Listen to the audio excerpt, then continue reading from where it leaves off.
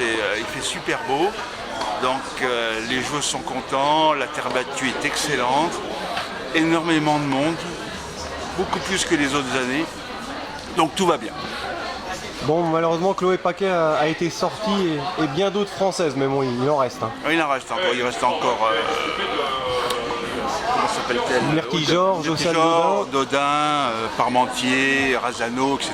Donc le contingent français est déjà présent pour le deuxième, troisième tour. Ça fait plaisir de voir Virginie Razano, c'est la première fois qu'elle vient cette année. Hein. Oui, c'est la première fois qu'elle vient à Contrexéville. Hein. Elle était venue sur le tournoi à Vittel, mais elle était blessée, elle a abandonné au premier tour. Elle est ravie d'être là. Bon, c'est la dernière édition où le tournoi est doté de 100 000 $. Oui, tout à fait, parce que la catégorie disparaît. Donc on va être forcément obligé de monter à 125 000 $. Donc on est en train déjà de voir avec nos partenaires comment on va essayer d'arriver à ce niveau de prize money.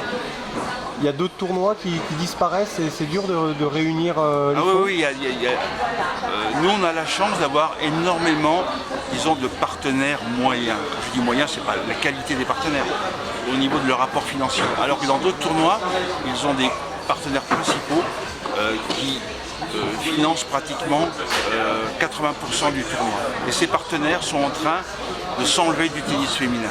Et ça leur pose des problèmes pour réunir le budget. Bon, à Contrexéville, les joueuses viennent aussi pour la convivialité, toute l'organisation. Il y a une ambiance qu'il n'y a pas ailleurs.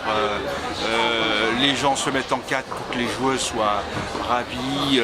Les chauffeurs les amènent où elles veulent, quand elles veulent, etc.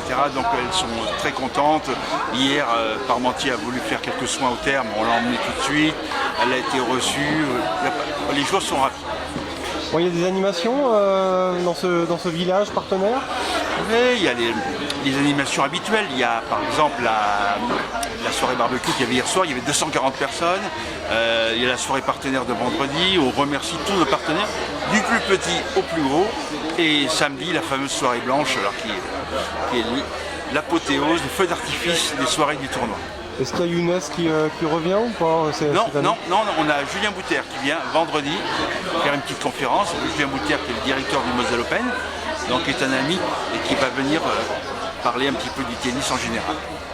Pour conclure, est-ce que Pauline Parmentier a des chances d'aller au bout? Parce qu'on sait qu'elle reste sur une victoire à Metz. Hein. En voyant le tableau, il va y avoir si elles arrivent à passer leur premier tour, il va y avoir une très belle demi-finale entre Virginie Razano et Pauline Parmentier.